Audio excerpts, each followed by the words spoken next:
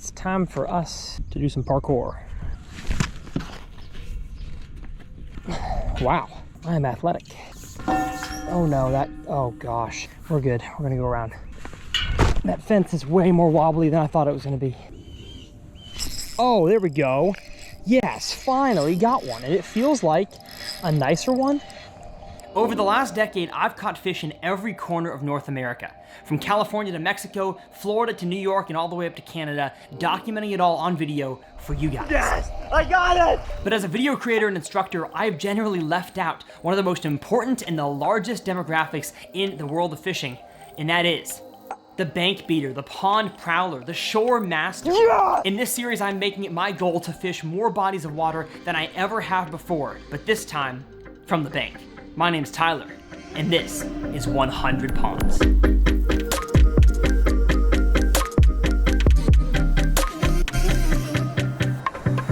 Well, what's going on, folks? Welcome back to TRF 100 Ponds. My goal on this series is to fish 100 ponds and to teach you guys everything I learned so you guys, along with me, can become better pond anglers. And today's video is brought to you by the Bass Forecast mobile app. I've been a part of this app for like 5-6 years. I am now a co-owner in the app. I believe in the algorithm, and its entire goal is to help you guys understand how weather actually affects your ponds and lakes, therefore telling you where to go, what to throw, and what time to fish. And all you've got to do is put in your GPS location. It'll spit out a rating from 1 to 10 as to how the fish should be behaving on that day, 1 being pretty lethargic, 10 being pretty active. The app will tell you what season the bass should be in, what lures to recommend, what locations to go to, and if you're confused how to fish one of the lures it recommends, I've got instructional videos that I made, yours truly, on the app for every single lure category. It really is a super helpful app, and I think the premium version is $20 for the entire year, and along with that you get a $20 Tackle Warehouse gift card, so it's basically free. And one of the coolest things we do is give you alerts up to 10 days in advance as to when the fishing should be good in your area. So big thanks to Bass Forecast for sponsoring this channel. I'll have the app linked down below. Enough yip yapping. Let's get down to pond number 88.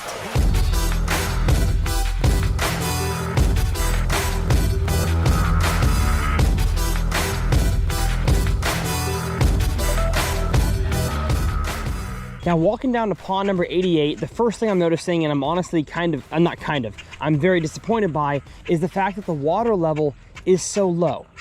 I mean, I can see the mud line all the way out there. That means there's no water all the way to the edge of the grass. It is, I mean, it's at least a foot low, and the slope is just so gradual on this pond. And so all the shallow grass that probably held these fish has no water. All the cattails have no water.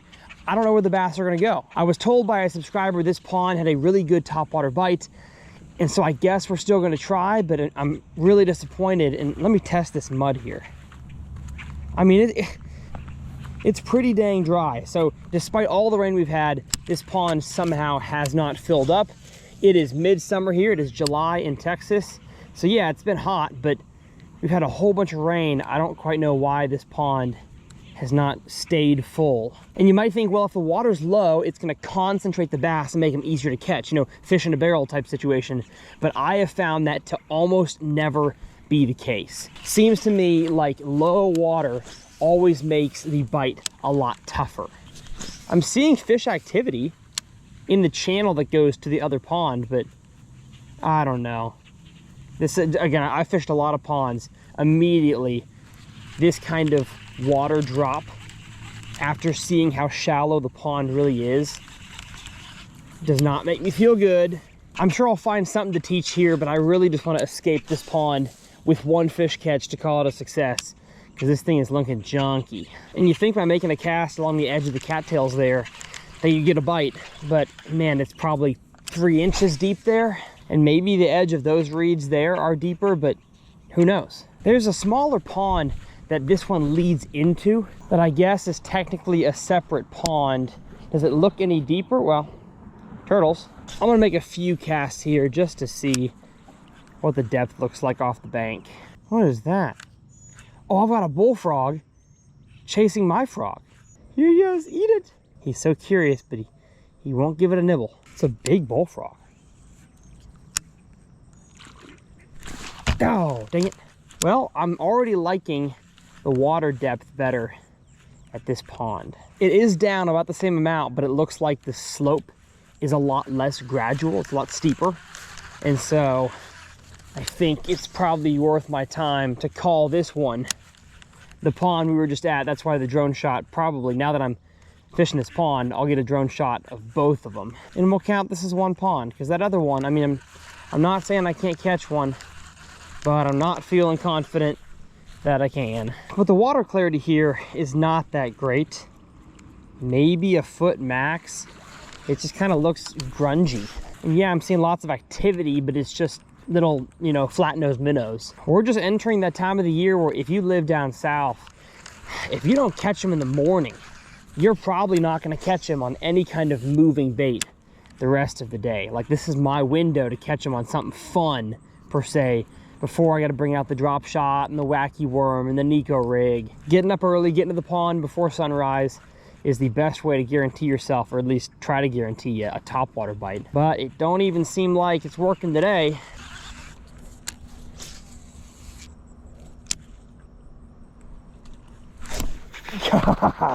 I got him. I got him. Yes, sir. Get in here.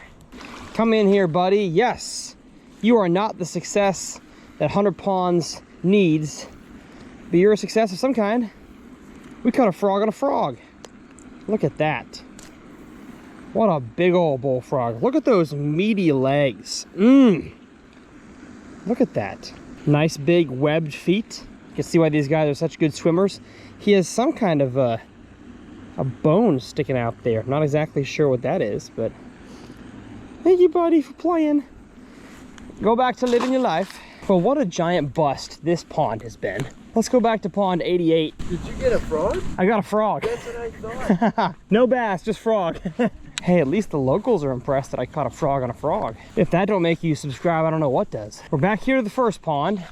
I feel like our chances, now that I've seen both, are about even at both of getting a bite, which is bad. Looks like we have a little backwater channel on this pond that I didn't even see from the map, and it looks a little bit deeper. So maybe the fish have moved back into this creek. Yeah, it's for sure deeper back here. It's like 2-3 feet. Well, by this point in the creek though, it's a foot, maybe. Dang it. This is so frustrating. There's nothing I hate more in ponds than when they look ugly. Because usually ugly ponds don't hold a whole lot of bass. Ugly water clarity can, but just the whole pond being low and muddy and the grass isn't healthy, that kind of stuff is not conducive to a good fishing environment. But you know what? We're gonna stick it out. I don't think the frog's gonna I mean, look at this. Look at how shallow it is. Huh? Gosh. And the problem is I can't get to that side of the pond because the creek is forming a moat. Is it any better looking on this side? No. There's a nice grass edge out there that drops from 0 inches to 6 inches. How about that? This is dumb. All right, one last shot here to catch one on top water. It's probably ultra shallow. Yep, it is. Something big moved right there though. Seemed honestly way too big to be a bass movement. Looked kind of like a nutria of some sort. See, that kind of cast to not get a bite doesn't make any sense. It's the deepest reed line on the entire pond, and I paralleled the whole thing. How? Let's do one better. An even longer version of that last cast. Like, there's no way I don't get, if there's bass in this pond, I don't get at least a bite on this cast. See, that's crazy. That's nuts. I don't know what to throw. Well, it looks like Bass Forecast is showing it is a 9 out of 10 today, and I could understand that because the new moon yesterday, a stable barometer, and a favorable water temperature trend. That means that the water is not crazy rising or crazy cooling. Actually, it's kind of a nice morning outside. Now, did this pond reflect that? Not yet. I can see though there's no major feeding time when I was fishing, so that may be a problem, but at least the baits are right. Throwing a frog. Just because Bass Forecast says your rating is good doesn't mean that you are at the right pond. It's probably really good somewhere. Now, the hybrid hunter is definitely not going to be the lure of choice. I just have this one tied on to this rod. Don't get a whole lot of use out of my crankbait and jerkbait box this time of the year. This is really a fall, winter, spring thing, at least in ponds around here. Let's grab a wide gap hook, and I hope I have them. Do I have a caffeine shad in watermelon? Nope. Well, I got one in Pearl Glimmer.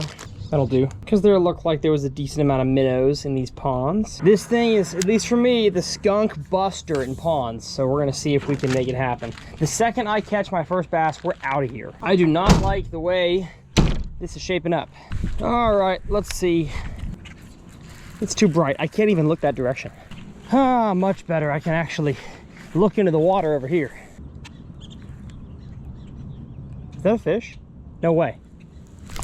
Oh my gosh. Oh my gosh. I've got one. I've got one. Yes. Yes. Yes.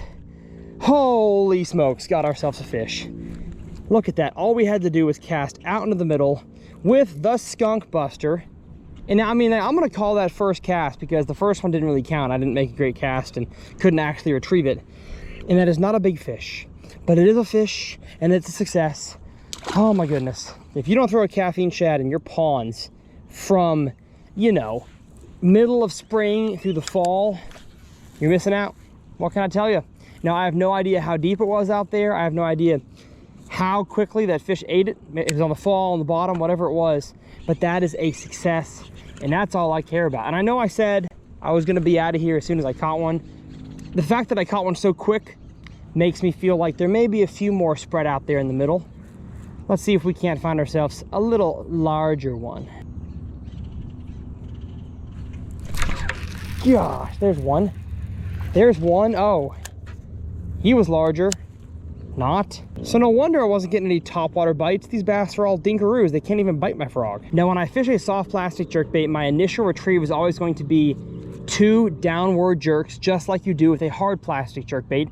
And if that seems to be too much for them, then I will lift and drop just like a standard soft plastic worm or a jig. But if I can catch him doing the whole twitch thing, I'd rather do that first. Well, oh, not a fish. Piece of brush. I'm a huge fan of starting every fishing day that I have for most of the year, and maybe besides winter time, with things that are faster and more aggressive. So even my retrieve on a soft plastic jerkbait is going to be the 2 twitches down, just like I do on a hard plastic jerkbait. And then if I don't get any bites on that, I will then switch to the lift and drop, just like any other standard soft plastic, wacky worm, jig, that kind of thing. But again, across the board, whether it's crankbaits or vibrating jigs or topwaters, I want to go aggressive to start and then slow, unless I go to an area or a lake that I know, hey, on this area they bite a drop shot really well, they bite a jig really well, then I will just start with the lure that I know is good. But for the most part, I don't know when I first show up to a pond or a lake, and so I'm going to go aggressive to start. Now, both of these bites have come when the caffeine shad is falling down to the bottom, so I'm not sure if the erratic twitches is really doing anything. It might have the same effect if I just pull up and drop. But that's my general mindset I have when I fish new places. Try it out for yourself. Maybe you're more of a slow guy, you want to start slow. I am not. There we go. There we go. Yes. Heck yeah. Giant. That red line 3/0 hook gets them good, but these are all a bunch of single scoops. Can I please have a double or a triple? Oh, I'm just so glad we're catching some bass. And there's a little stick sticking out of the water. I don't know if y'all can see that from my chest mount angle, but I'm pretty sure that marks a brush pile, because on one of my hook sets that I thought was a fish, I set the hook and brought some brush in with me from that area, and I've gotten three bites right off that little area and no bites in this area. So you got to use your context clues, because even in ponds there can be little brush piles that the neighborhood or people put out there to attract fish. And if the water was higher, I might not have seen that stick, but the water's low, it's sticking up, and it's alerted me something is there that's holding those fish. See, I knew the rating wasn't wrong. The fish are biting somewhere. I just had to choose the right lure, and because of the water level, the frog was not the player today. I think under normal conditions, and assuming there's some larger fish in here, the frog bite would have been pretty good this morning. And I love this combo for the kind of weightless soft plastic realm in bass fishing. It's the Mach jacked combo. I've got 15-pound Seaguar basic fluorocarbon, and it's a 610 medium, I believe, yes, which is a little bit short. My favorite soft plastic jerkbait rod is a 7.2 medium. But as far as combos go, this thing is fantastic for small vibrating jigs, small spinner baits, weightless soft plastics, topwater ploppers and popper style. Tons and tons of lures are great on a 610 medium. Of course, hard plastic jerk baits, small crankbaits. I would not throw this for frogs, for big topwaters and buzz baits and jigs.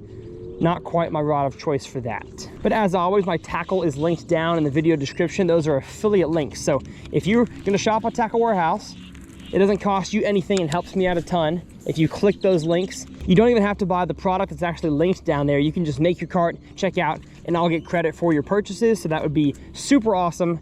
I'd appreciate that. Let's pull out my phone. Usually that helps to get a bite, be distracted. I just put out a 100 ponds video. Of course, got to delete all those weird bot comments. Oh, there's none yet. They must not be awake. The computers have not been turned on yet. But hopefully you all have noticed every single Saturday we got a brand new 100 ponds episode. And for ponds in the 90s, I've got a few really cool locations I'm gonna be traveling to before we finish out this series. Look what we caught, folks. It really seems like that little honey hole right there held all the fish, because I've made like a dozen casts in this area and I've gotten no bites. Let's do one more cast right there. I don't feel like getting all kinds of sweaty at this pond for a bunch of quarter pounders. We're not at McDonald's over here today. We're trying to catch a big bass. Because are there more bass in here? Absolutely. Are they of any size? Maybe. Are we gonna find out? Nope. Let's take our success, put it in the bag, and run to pond number 89.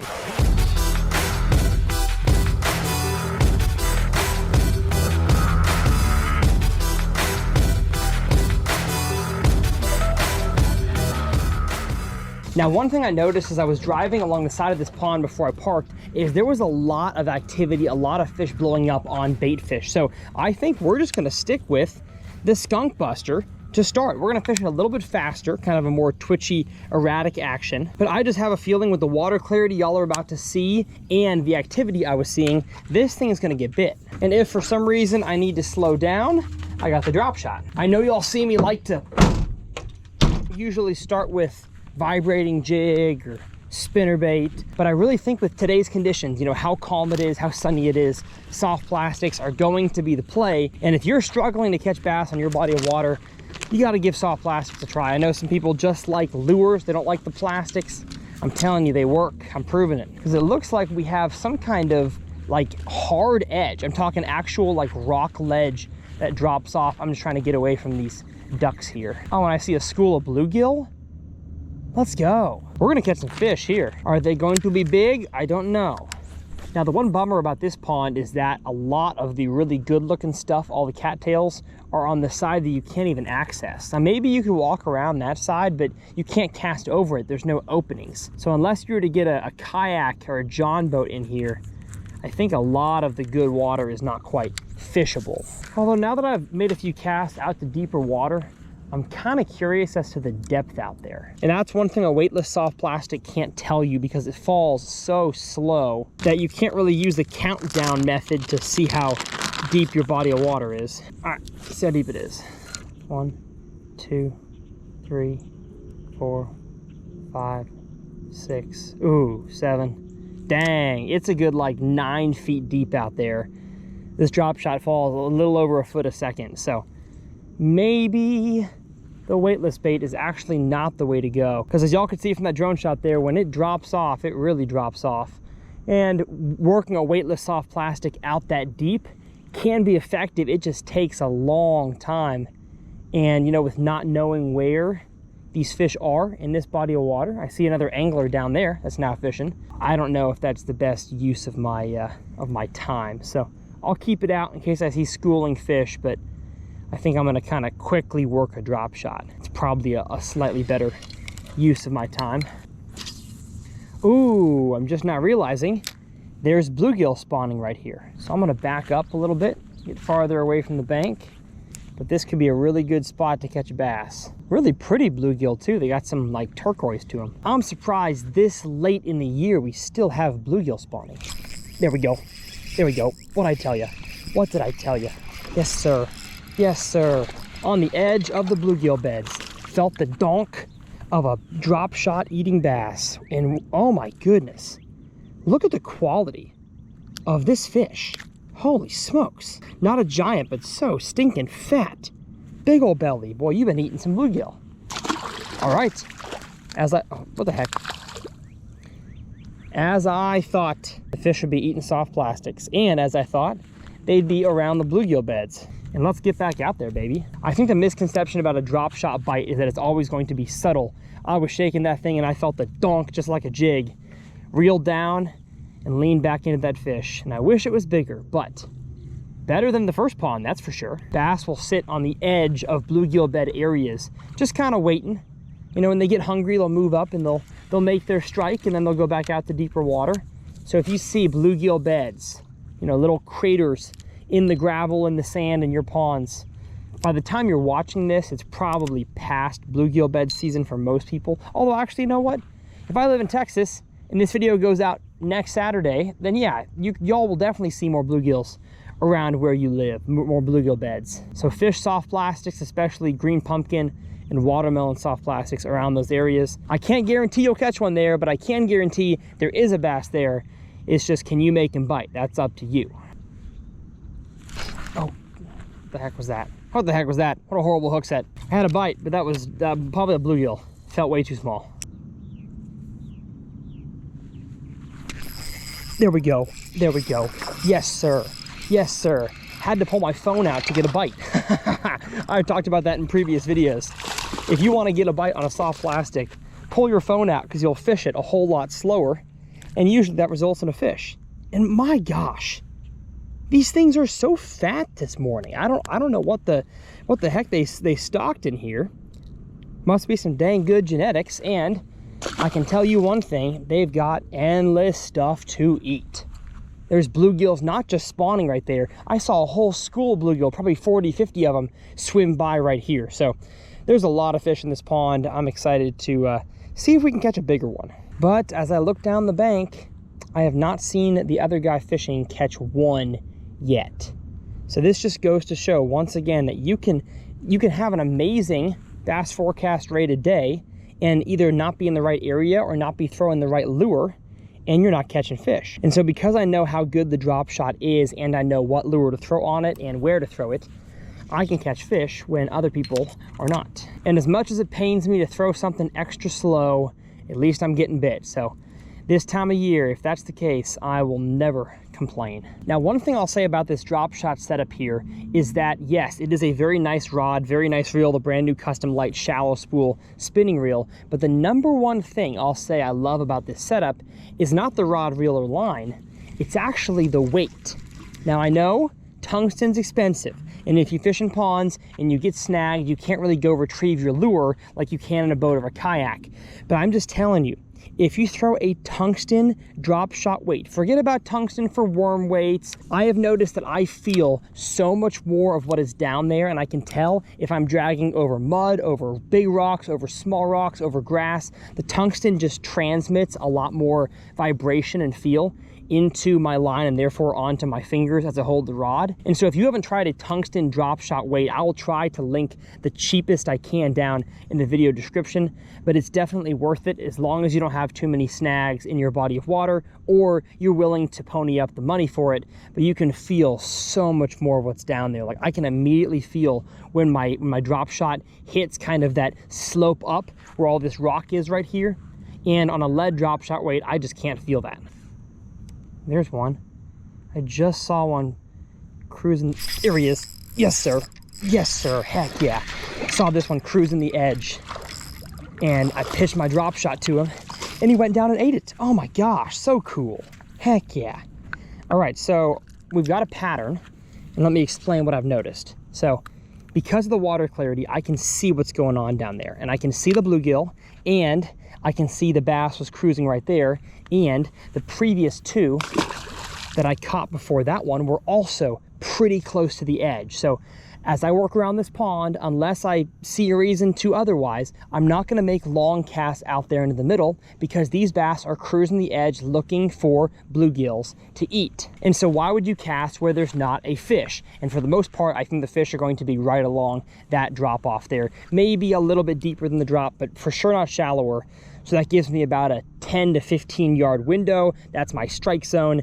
If I cast further than that, I'm gonna work it quickly to that area. And as soon as I get to that ledge, I'm burning it back in to make another cast. The one thing is for sure, these bass love them a filler worm.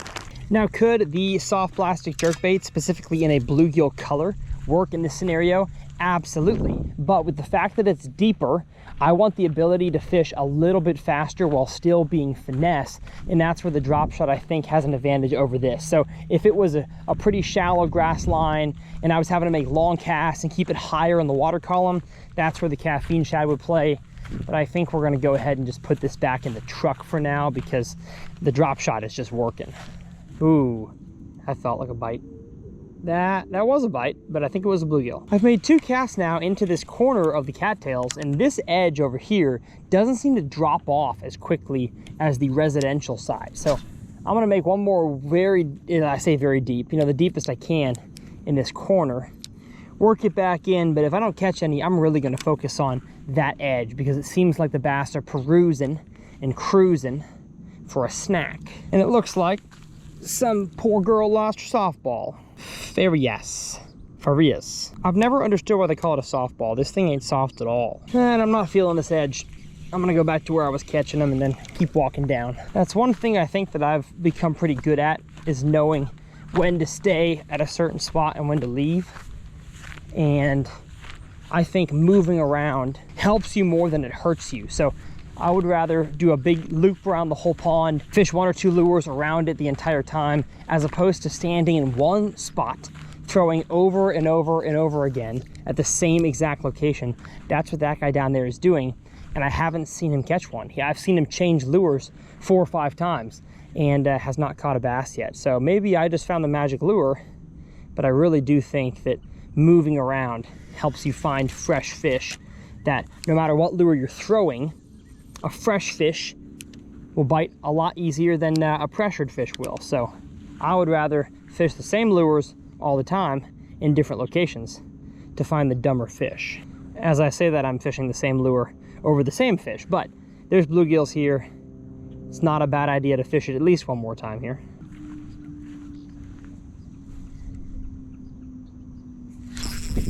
Yes, sir. There we go. The old lean and walk backwards trick. Well, you know what? As much as I love these fish, they're not getting any bigger. And now that I know all I know about fisheries management from my friend Steven, which, by the way, if you haven't watched that interview, I will have it linked down in the video description. I talk with a fisheries biologist buddy of mine who's actually been on the 100 Pond series before. I've called him about blue water. And I can just tell from the fish that I'm catching here, they are very well fed. The problem is they've had several great spawns in a row, obviously, since the neighborhood stocked them. And now there's too many fish. So if their entire goal is to make a fun fishing pond, you know, for kids to catch some, don't care about the size, then they've accomplished their goal. But usually most people want to grow good fish numbers and some giant fish, and they just don't know how to do that. So if you recognize these ponds here and you live in the neighborhood, I want to get in touch with whoever is managing this pond specifically, because it's got a lot of promise, man. You have a lot of bluegill, excellent, at least in my opinion, water clarity, 2 to 3 foot, and tons of good, healthy bass genetics. Problem is, you've got too many of them. Yep. Goodness, 2 in a row. Same spot. Get in here, get in here. Oh, they're all so healthy. What a beautiful bass. And my worms are not breaking. I just have to keep breaking them because my drop shot gets so twisted. Can we go 3 in a row? Oh, I had him. I had him. Son of a gun. There he is. There he is. I knew he was there. Just had to make a better cast at him. Okay, so there seems to be a little bit of size difference. Like, at least the bass that I was just catching were at least 1 scoops. That's a half scoop. But I stand by the fact this pond needs some management. But look what one of the fish spit up as I was fighting him back in. It is a threadfin shad. And those are not native to ponds. So obviously this place is being managed to a certain extent. And man, they're doing almost everything right besides harvest. Gosh, that was a thump. Oh, goodness. Sometimes I feel like the hardest thumps are not even bass. they're bluegill that are kamikazes. Because I mean, like, I gave them the business there and came back with nothing in return. All right, it's time for us to do some parkour. Wow, I am athletic. Oh no, oh gosh, we're good. We're gonna go around. That fence is way more wobbly than I thought it was gonna be. Here we go, a nice cone opening. That was the smarter choice. Oh yeah, now that I look at it from this angle, look at that. The wall is caving in. I would not have wanted to be a part of that falling down. Well, one thing I've noticed as I've fished down this bank here is that it doesn't have the same steep drop as the other side did. I'm still seeing bluegill, not seeing any on beds though. That may be a key factor. So I just don't know if there's going to be a huge population of bass down this bank because the bluegill are not spawning. So they're not going to be cruising along the outside. It may be more of a onesie twosie type deal down this bank, you know, picking off random fish that are cruising down the bank, as opposed to kind of targeting an area that I know fish are constantly cruising, if that makes sense. Because in this long of a stretch all the way down there, I got 7 or 8 bites. I've gotten 0 here. So what I'm going to do is I'm going to walk until I start seeing a little bit steeper drop, if we even have it, and kind of cast my drop shot as I go. Well, no wonder the guy fishing here didn't catch any. I'm not sure how many bass are down on this end. So kind of makes me rethink the numbers of fish in this place. Maybe the management is not that bad and it just needs more years to grow. I would still guess that there's too many fish in here just because of all the cookie cutter size. But I'm not gonna harp on the guy any longer because this end is definitely not as good. I picked the best side to start on, but I could have very easily picked the worst side to start on. And if I had fished like many people I see that just stand there and fish the same spot, you never know what you're missing out on and you never know what you found. So now I know, at least for this time of year, that bank down there is probably better than this one down here. Because I mean, I've made longer casts out to the middle. I've made more parallel casts as I've walked here. And I have fished 150 yards without a single bite, at least that I knew was a bass. And that was not the case on the other side. Oh, there we go. Yes, finally got one. And it feels like a nicer one. No, he's just fighting really stinking hard. Heck yeah. All right, well, like I thought, just kind of had to pick off the random fish. Stop. Hey.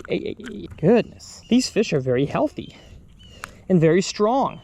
I mean, for a 1.5, maybe 1 3/4 pound fish, they bite super hard and they fight super strong. You are never going to hear me complain about that. And you know what the one commonality was between that fish and all the fish down there? Was a drop off. We have some kind of concrete culvert sort of thing that probably lets water into this pond from underwater. That's where that fish, or at least close to it, where that fish came from. So it seems to me like the fish in this pond during this time of the year want to be cruising a harder, well, as I say that, a harder edge. And you know what, actually it did get quite a bit deeper right here where I caught that fish. Goodness, stop it. Oh, my drop shot once again. It's just getting twisted. Thank you, buddy. Getting back to what I was saying before I was rudely interrupted, I think these fish are on that steeper drop. And you know what? This is what I love about bank fishing, is that just your fishing intuition is used to figure out where the fish are. No electronics, no mapping, no sonar, just an angler and their ability to either understand or learn and then understand a body of water to catch fish. It's what the 100 Pond series is all about, and I hope you guys enjoy it. Man, we're coming close to the end, probably about 6, 7, 8 more episodes left to go. We've got some awesome stuff in the works. I'm excited for you guys to be here for the journey. Well, hopefully you all enjoyed this video. If you did, go ahead and hit that subscribe button if you're new here. If you want to watch my drop shot masterclass where I teach everything you've got to know from both a bank and a boat perspective about the drop shot, what I slayed them on at this pond, I will leave that up here in this corner, and my previous 100 Ponds video will be over here. The longer y'all can watch my videos, the bigger 100 Ponds gets in the algorithm, and that would be much appreciated. Now, y'all may have seen I've got the decked system now, so I'm excited to use this in 100 Ponds and on my kayak videos. Super pumped to be partnering with Decked and Real Truck. Just thought I'd show you all a little sneak peek right there. My name's Tyler. As always, it's a pleasure, and we'll see you guys next time right here on TRF.